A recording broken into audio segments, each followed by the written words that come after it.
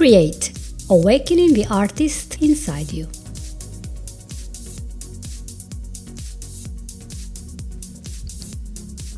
Hello everyone and welcome to the show. This is Fran Sydney and I am your host for today. This is episode 24 and we're going to talk about self-sabotage. It's going to be amazing, so stay tuned and remember to share the episode with your friends so that they can be interested in improving their life if they have noticed that sometimes their own success is eluding them and they realize they are behind it.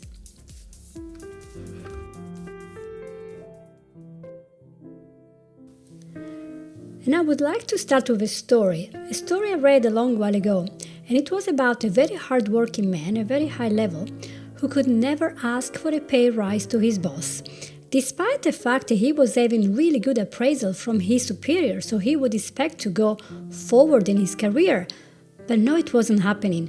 It was very, very quiet, and every time he walked towards the boss's office to discuss the matter of raising his salary, his legs would just go jelly and he would have, butterflies in the stomach and he would have anxiety and they would really take his breath away.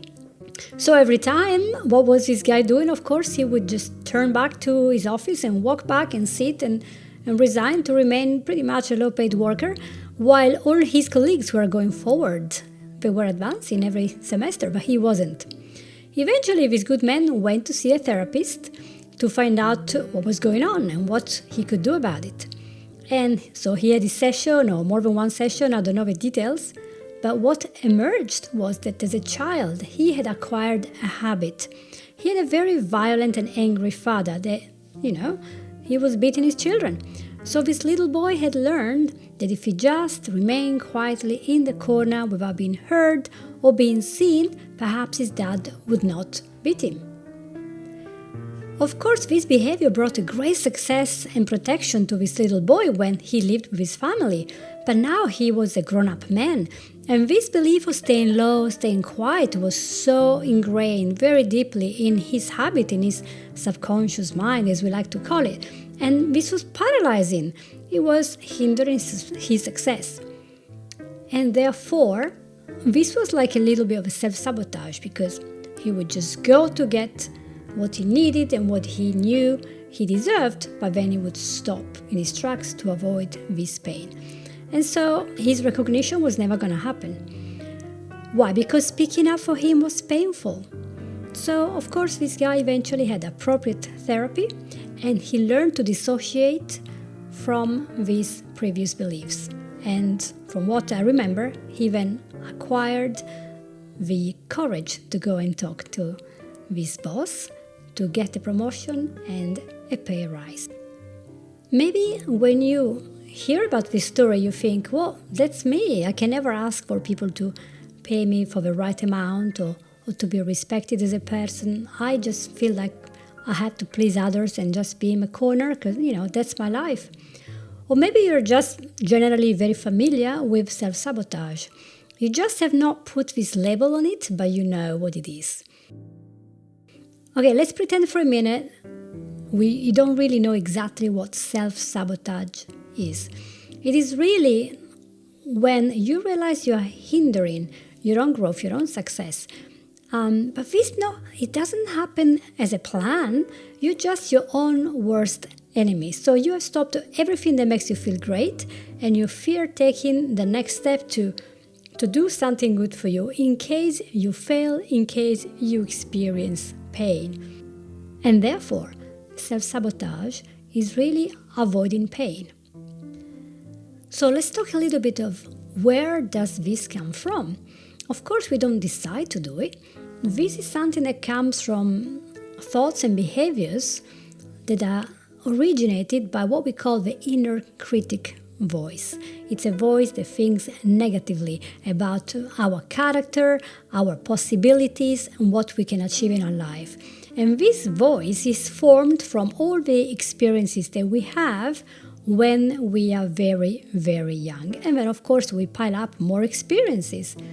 Just like this boy that feared his dad, we can make ours the attitudes and the words that our parents had, that our teachers had, and therefore we still remember 20 years later, 50 years later, our parents saying, you are lazy, you are never going to get anywhere. Or maybe a teacher saying, you're not smart enough.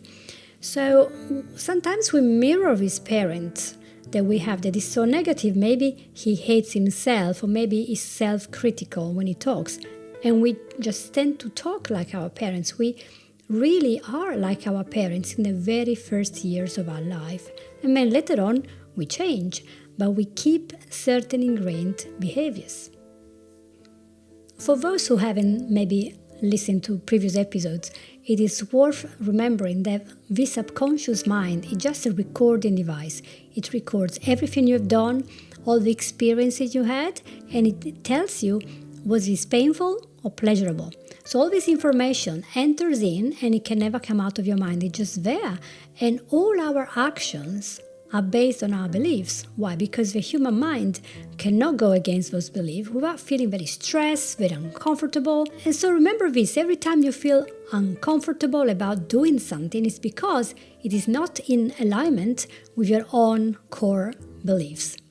So going back, it's remember, because this recording machine is keeping track of everything that we experience, and it's getting the meaning there, and it's retaining this for years and years and years. And this is so true for anything that happens before 6, when we are like sponges. We absorb everything. So that's why when our parents talk to us, when we are very tiny children, we are programmed to believe that everything they say is true. And we think that the belief of our parents are also our belief. And eventually, we challenge those beliefs, right? We become older, we become teenagers, become adults, and we have a terrible tools for a long while, and we might still retain the cultural beliefs that you can see in different nations, in different regions. Everybody thinks in the same way. We retain this because we grew up with lacking certain foods, lacking a certain climate, or certain languages, or whatever it is, because it's familiar. So, of course, when we grow up with parents who empower us and talk about the possibilities that we have, and we talk about how we have charge of our life, how we can do things and be successful, we become successful because we think everything is possible. When we have a parent that has a destructive, critical behavior towards himself or towards others, we are more likely to have difficulties constructing this confident personality. It will take us more time because it's a new behavior. When we become adults, we tend to accept any information that is in line with our own core beliefs. And we tend to reject everything that goes against what we think personally that is true. But sometimes this can cause self-sabotage. Why? Because if subconsciously we think that there is a certain level of success or happiness we can reach, but we cannot go above that, then we will block it because it doesn't resonate with us. It's not what we want. We think we do not want it because it's going to be painful. And I can give you 2 examples of this. One is when we have reached a plateau and we seem to be unable to get any more success in a particular area, even if we're working really hard. We just cannot smash that wall. And we ask why? Other people are smashing it. Why am I not doing it? Self-sabotage, working behind the scenes. Another phase of our life that can happen is when you achieve a success, but you lose it very quickly. Think, for example, of people who win a lot of money with a lottery. They, a dream of everyone to become rich. And very, very quickly they lose it because they have still the same scarcity mindset. The money is not available and they cannot do anything with money. They're not good with business and they can't do much with it. So they lose it because they're not used to it. It's against their own belief to be so rich and what can you do? And they lose it. But the same is for other work or success that we can have in other areas of our life. So either we reach a plateau or we lose the success very quickly. The interesting thing that you will notice is that a lot of people, when they're talking, they say, oh yeah, I want to have a success. I know I deserve to be happy. But their subconscious mind is so attached to this past belief that deep down they do not think they deserve or they're good enough to achieve what they want. So all their actions reflect this lack of belief. So what can we do about this? So of course you realize that it is not easy because we have deeply ingrained habits. We are very old, we are familiar. So for example, if you felt abandoned as a child, you may feel very insecure in your relationships, and you hear your voice, your mind saying, how can I trust this person? He or she is going to leave me. I better not get very close to this person. I might suffer. Or maybe a person that is very needy, very affectionate and very attached. Oh no, I can't get too close. I might get hurt. Or you might even choose a partner who is repeating the same patterns of the past, of your parents, of your first boyfriend, or whatever it is, and you maintain the same negative identity that you used to have before. And this is very noticeable when you see abuse victims. So victims of child abuse sometimes become very sadly perpetrators or abuse themselves because they tend to marry abusive partners, they tend to repeat those behaviors, not because they like them, but because it is really all they know subconsciously. So it's really quite a large topic, but there are lots of possibilities that I want to think about. This is something that could be happening in my life. For example, one possibility is that you have a very negative perception of who you are, and you think that you really have nothing to offer to people. So what you do in your daily life, you limit yourself in what you can do, and people see that you treat yourself in a certain way, and they treat you in the same way, and then you wonder why. Another example, you fear that if you try, you will fail, and you want to avoid the pain of failure, so you never try. You don't want to try anything new because it's dangerous. But having said so, you accept that everyone else can fail, they can start again, you talk about their stories, but you cannot imagine that this start again, this new success can happen to you because you are different, you feel different. The third example I can think about is the habit of self-sabotage in your life. It's just what it is. It's a habit. You're not aware of it, so you're not saying, all right, from tomorrow, I'm going to stop running every morning, I'm going to stop my exercise, I'm going to buy a lot of sweets because, I want to gain, half a stone, 25 pounds. Nobody says that. Instead, you just start thinking, well, I should stop going to the art class, the singing class, I should stop going to the gym, the therapist, I should stop this very expensive healthy food because it is so expensive, it's such a waste of time, it doesn't really matter.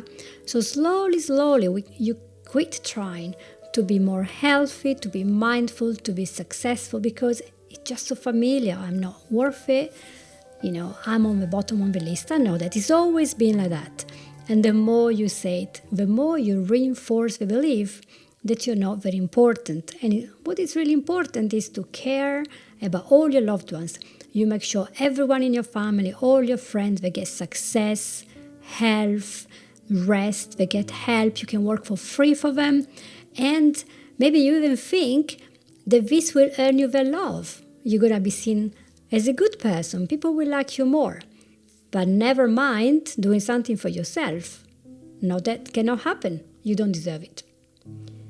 It could just be that you have a low sense of self-worth. Because if you think about it, if you are not worth much, why on earth would you try to achieve success and happiness? You think, well, nobody will ever pay me for my work, nobody will ever date me, or no man will ever look at a woman like me. So you start just by thinking you're not very good, and that's it. There's this story going on in your mind, and it never changes. So really, your self-confidence is what is telling you what you can do and what you cannot do. It is not the outside world. Many times it's us. So before you actually have tried anything, your mind is putting boundaries. And therefore, a lot of people, when they have that, they don't have time to rest, they don't have time to take care of health issues, or develop a hobby, or having fun, because They have time to work for free for everyone else. They've been used by others for many years. They love being praised for their generosity, and there is nothing wrong with it. But they come always last. So if it is you, ask yourself, who is putting you there? Who is putting you on the bottom of your list? Then, of course, there are the people who are very intelligent and they have a really good self-esteem, but they overestimate their ability to catch up with work, and so they self-sabotage. Well, I can easily write the report the day before it's due, or whatever else you have to do. You have a deadline, you do it in the last moment, and they find themselves under pressure, but they keep avoiding the work. You really want to listen to my podcast about procrastination from week before, so episode 23. But really, this happens a lot, okay? So you are doing that, and then you realize you're never going to get where you are because the stress is making you fail more and more, so you're not getting the success. So be careful of this very, very good ability that you have to work really fast under pressure. It could be an aspect of self-sabotage. There is also the possibility that you're blaming others for everything going on in your life. So you're kind of stuck in a victim mode because you don't feel responsible for anything happening. Therefore, you do not need to take any action. Maybe you failed school because, well, the teachers were horrible. And you suck at relationships because, well, all my peers were nasty, so I'm now nasty to everyone. Or you keep losing the jobs that you get because, well, your boss always likes somebody else. So let's say this. There are very many nasty people around. But sometimes it's not just the environment we're in, it's how we react to all these negative events that count. So we need to kind of shake off this victim mode and think, what can we do about this? At times, I was talking to some clients and I realized that the problem was interesting because it was coming from associating failure and pleasure.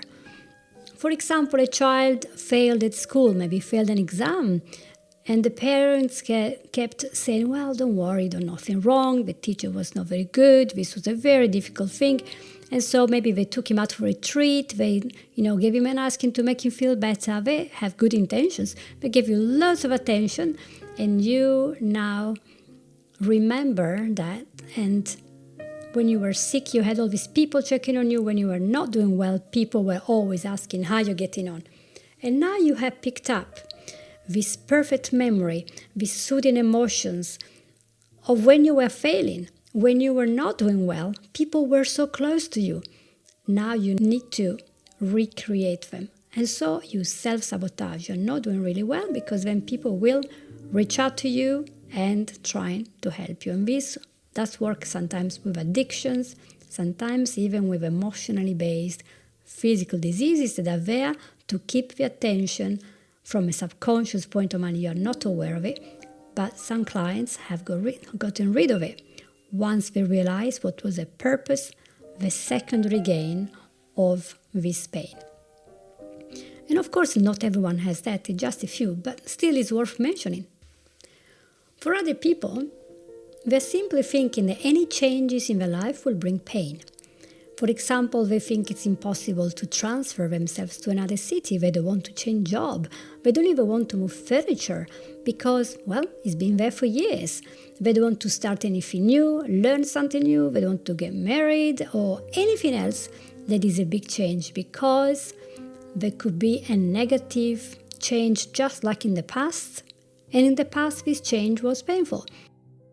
Maybe when you were young, you kept moving the house. Your dad was in the military. You moved every year. You lost all your friends, so you think it's painful. A relative died. Your grandmother died when you were young. Your favorite activity with grandma was to bake apple pies. Now it's gone. All your nice memories have gone. So no, you don't want any changes in your relatives. You cannot get attached to anyone. Or maybe your parents change a job. Now you no longer see your parents because they are so busy, they are so distant, and as a little child you don't understand they have to work. But you feel, oh no, now that they change job, everything is going bad. And so when you grow up, oh no, changing job is bad for me. Or maybe a person that you are so much in love with has hurt you badly, maybe at 12, at 15, the first boyfriend, so now you do not want to commit to anyone anymore because it's going to hurt. And of course you say to people, of course I want to commit, of course I'm going to find the person, but your mind is terrified of moving into this uncharted territory. And so this can apply to anything. For example, you tried in the past exercise or type of art, it was a disaster. And since that day you remember the mocking expression of those that were doing it much better than you, and you say, oh, I never want to feel like that anymore. So it's really about the feeling. Self-sabotage is about the feeling of pain and the feeling of pleasure. There are other people who don't have all this problem, but they like things perfect. So, there's a work party, I'm not gonna go because I don't have the right dress. So they miss the opportunity of meeting a lot of new people. Or I'm not gonna drive in the traffic because 20 years ago I had a small car accident on a busy intersection, so I'm not gonna do it anymore. Or, oh no, I'm not gonna cycle because when I was 15 I fell from a bike and I broke an arm, so no, I don't cycle anymore. Or my house is to be spotless, otherwise nobody can come in because when I was young my mom would shout to me if the house was not tidy. So everything has to be perfect or you're not going to do it. If you're not sure it's going to be perfect, you just don't want to do it. Self-sabotage. As I was researching this topic, I found so much information, and one of the examples is when you let other people decide how you will use your time. Now, we all have 24 hours a day, but some people, let's say, they go to work and they allow anyone to call them, to text them, to pop into their office for a little coffee, for a chat, or to show them a TikTok video or something.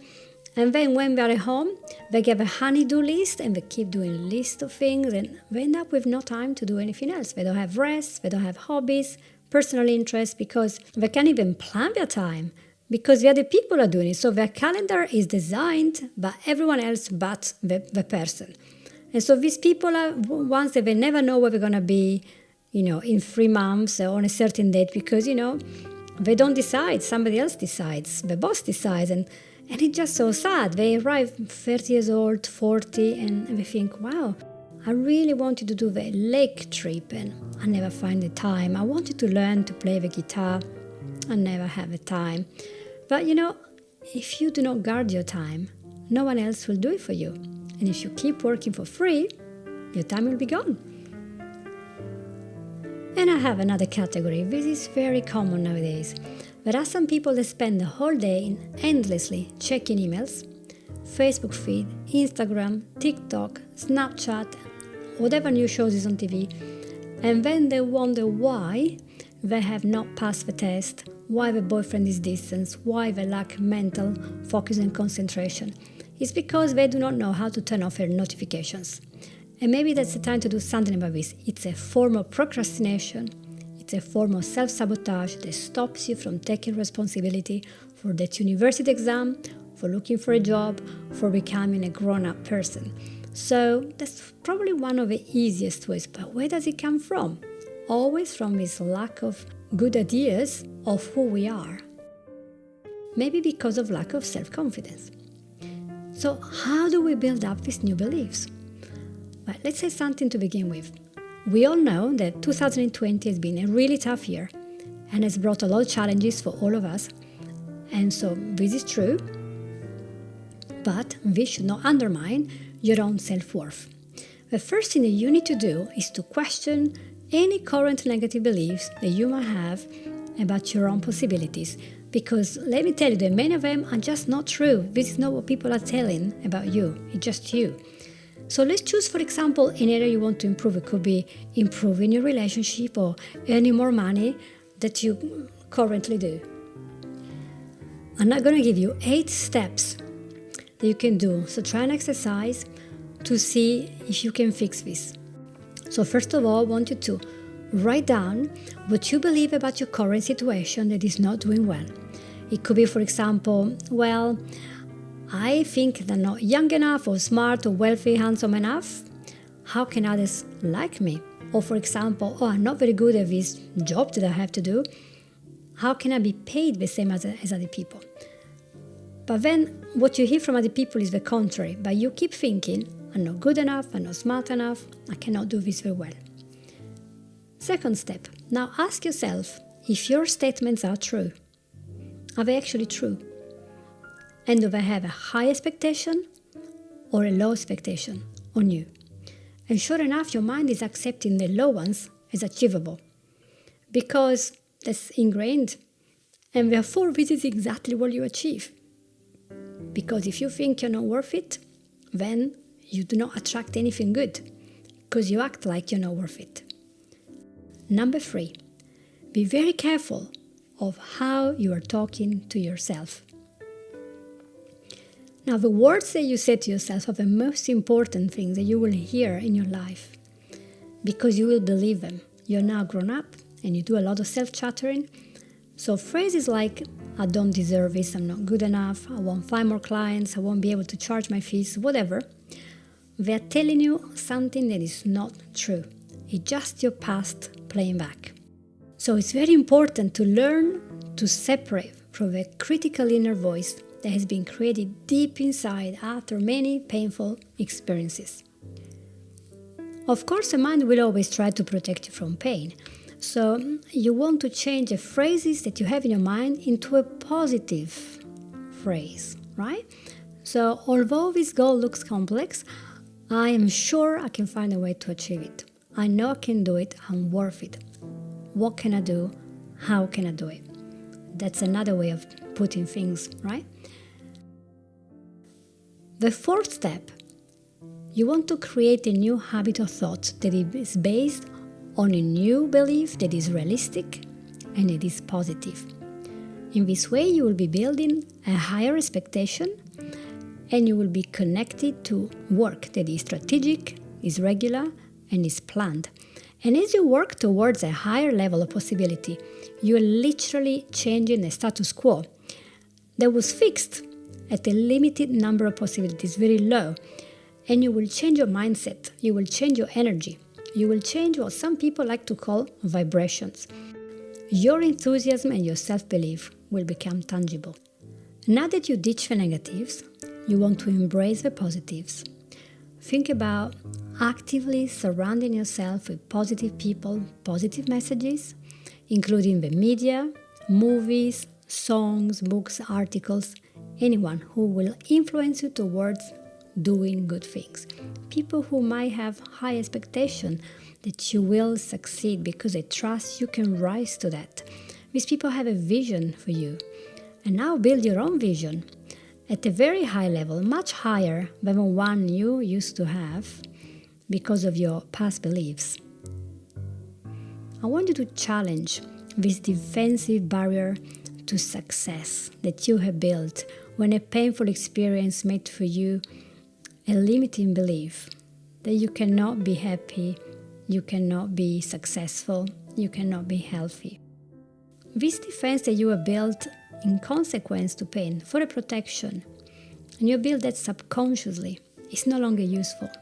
So the fact that you were bullied or rejected as a child, that maybe you were abused, or as a teenager you had boyfriend, girlfriends, and you were hurt, or you lost lots of jobs, that doesn't mean now that you never want to do anything like that, because of course everybody risks to get hurt.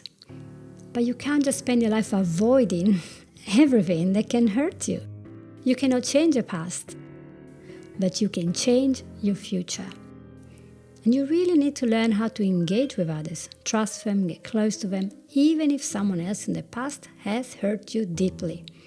And you want to learn that it's okay to try to have success in building up your business, in enjoying a pastime, in enjoying your hobby, including the arts, of course, and in finding time for yourself and to be in charge of your own life. Because if you're not in charge, then you're never gonna get what you need to find your own mission, your own purpose. If, after all is said and done, you are still stuck to your limiting beliefs, then it's a time to reach to a therapist, to remove those beliefs using bespoke techniques and expert guidance. And investing in your own well-being will pay off in the long term, with more happiness, more balance, and of course, more fulfillment.